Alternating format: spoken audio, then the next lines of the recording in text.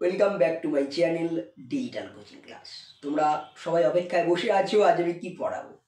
অবশ্যই আজকে আমি তোমাদেরকে পড়াবো দশম শ্রেণীর ভূগোল।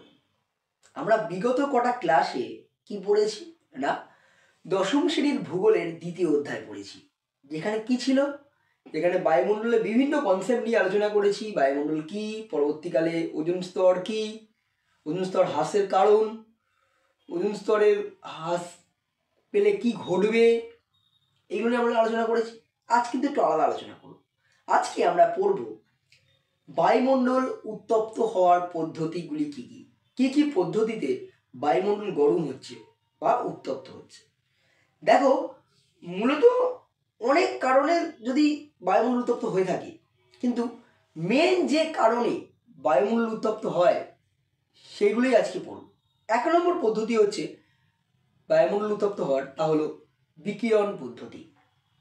সেটা কি না, কোনো প্রকার জড় মাধ্যম ছাড়াই যখন এক বস্তু থেকে আরেক বস্তুতে তাপের সঞ্চালন ঘটে, তখন সেই পদ্ধতিকে বলা হয় বিকিরণ পদ্ধতি।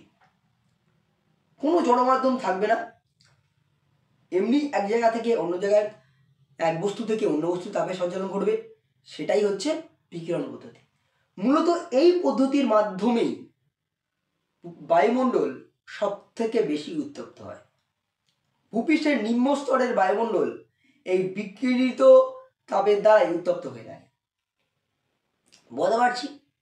আমরা পড়ব পরিবহন পদ্ধতি। সেটা কিরকম না, পাশাপাশি অণুর স্পর্শের মাধ্যমে উষ্ণতার সঞ্চালন প্রক্রিয়াটাকে বলা হচ্ছে এই পরিবহন পদ্ধতি। এই পদ্ধতির মাধ্যমে ভূপৃষ্ঠে বেশি উষ্ণতাযুক্ত বা বেশি উত্তপ্ত বায়ুস্তর থেকে কম উত্তপ্ত বায়ুস্তরের দিকে তাপের সঞ্চালন হওয়ার মাধ্যমে বায়ুমণ্ডল কিন্তু উত্তপ্ত হয়। বুঝতে পারছি, মানে বেশি উত্তপ্ত বায়ুস্তর থেকে কম উত্তপ্ত বায়ুস্তরের দিকে তাপের সঞ্চালন করছে, যার জন্য পুরো বায়ুমণ্ডলটা উত্তপ্ত ঘটে বা উত্তপ্ত হয়। বুঝতে পারলাম। এবার যেটা নিয়ে জানবো সেটা হচ্ছে পরিচলন পদ্ধতি। বায়ুর উলম্ব স্থানান্তর দ্বারা বায়ুমণ্ডল উত্তপ্ত হওয়ার পদ্ধতিটাকে বলা হচ্ছে পরিচলন পদ্ধতি। এই পদ্ধতির মাধ্যমেও কিন্তু বায়ুমণ্ডল উত্তপ্ত হয়ে থাকে। কি বললাম, বায়ুমণ্ডলের বায়ুর উলম্ব স্থানান্তর দ্বারা যখন বায়ুমণ্ডল উত্তপ্ত হচ্ছে, সেই পদ্ধতিকে বলা হয় পরিচলন পদ্ধতি। অ্যাকচুয়াল মাথায় রাখো, পরিচলন পদ্ধতিতে কি হবে না, বায়ুর উলম্ব স্থানান্তর দ্বারা বায়ুমণ্ডল উত্তপ্ত হবে। ক্লিয়ার হতে পারলাম। বায়ুর উলম্ব স্থানান্তর দ্বারা যখন বায়ুমণ্ডল উত্তপ্ত হবে, সেই প্রক্রিয়াটাকে বলা হবে পরিচলন প্রক্রিয়া বা পরিচলন পদ্ধতি। এখনো পর্যন্ত আমি 3টে পদ্ধতি পড়িয়েছি। 1 বিকিরণ, 2 পরিবহন, 3 পরিচলন। ফার্স্ট আবারও মনে করে রাখবে, প্রথমেরটা কোনো জড় মাধ্যম ছাড়াই দুটো বস্তুর মধ্যে তাপের সঞ্চালন ঘটবে, তার মধ্যে উত্তপ্ত হবে, এই পদ্ধতিটা হচ্ছে বিকিরণ। এই পদ্ধতির মাধ্যমে বায়ুমণ্ডল বেশি উত্তপ্ত হয়। দুটো কি হবে, যখন দুটি অণুর পাশাপাশি অণুর স্পর্শের মাধ্যমে তাপের সঞ্চালন ঘটবে, তখন সেটা হবে হচ্ছে পরিবহন। 3 নম্বর কি হবে, যখন বায়ু উলম্ব স্থানান্তর দ্বারা বায়ু উত্তপ্ত হবে, বায়ুমণ্ডল উত্তপ্ত হবে, এই পদ্ধতি হবে পরিচলন। এবার 4 নম্বর যে পদ্ধতিটা আমরা জানবো তা হলো অ্যাডভেকশন পদ্ধতি। অনেকে নাম শুনেছো। এই অ্যাডভেকশন পদ্ধতিটা কিন্তু আলাদা করে আসতে পারে 2 নম্বর বা 1 নম্বরে। ভূপৃষ্ঠের অনুভূমিক বায়ু প্রবাহের মাধ্যমে তাপের সঞ্চালন ঘটলে সেই প্রক্রিয়াকে বলা হয় অ্যাডভেকশন প্রক্রিয়া। এই প্রক্রিয়ার মাধ্যমেও কিন্তু বায়ুমণ্ডল উত্তপ্ত হয়ে থাকে। কি বললাম, আগেরটা লক্ষ্য করো, বায়ুর কি হচ্ছে, আগেরটা উলম্ব প্রবাহ হচ্ছে, যার জন্য পরিচলন প্রক্রিয়া ঘটছে। এটা ভূপৃষ্ঠের সমান্তরালে বায়ুর অনুভূমিক প্রক্রিয়ার মাধ্যমে বা অনুভূমিক চলাচল বায়ু প্রবাহের মাধ্যমে যে তাপ সঞ্চালন ঘটছে, সেই প্রক্রিয়া হচ্ছে অ্যাডভেকশন। একই জিনিস, খালি বায়ু যখন উলম্বভাবে প্রবাহিত হবে, তার জন্য তাপ সঞ্চালন ঘটলে সেটা হবে পরিচলন। বায়ু যখন অনুভূমিক প্রবাহ ঘটবে তার জন্য তাপের সঞ্চালন ঘটলে সেটা হবে অ্যাডভেকশন। এটাই মাথায় রেখে দাও, একটা উলম্ব হলে পরিচলন, অনুভূমিক হলে অ্যাডভেকশন। এই যে লু বায়ু প্রবাহ, এটা কিন্তু অ্যাডভেকশন পদ্ধতির একটা অন্যতম আদর্শ উদাহরণ। যখন লু বায়ু প্রবাহ ঘটে সেটা কিন্তু এই অ্যাডভেকশন পদ্ধতির মাধ্যমেই ঘটে।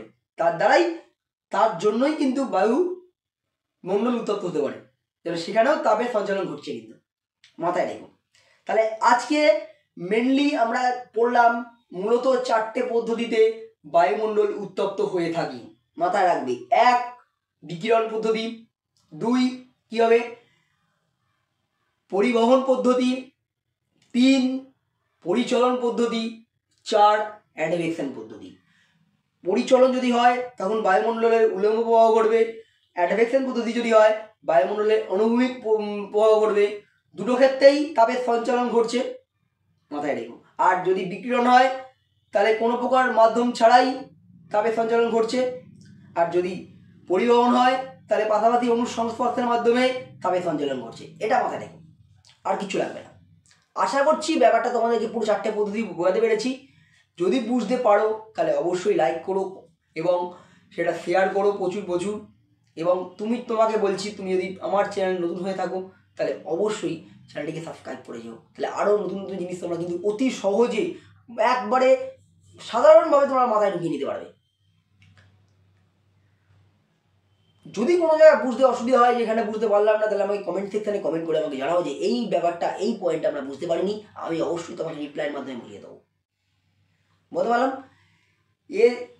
আবারও একটা কথা বলবো, যদি তোমরা অনলাইন হিস্ট্রি, জিওগ্রাফি এবং বেঙ্গলি পড়তে চাও তাহলে অবশ্যই স্ক্রিনে দেওয়া হোয়াটসঅ্যাপ নাম্বারে আমার সাথে যোগাযোগ করতে পারো। আমি 9, 10, 11, 12 অনলাইন পড়িয়ে থাকি।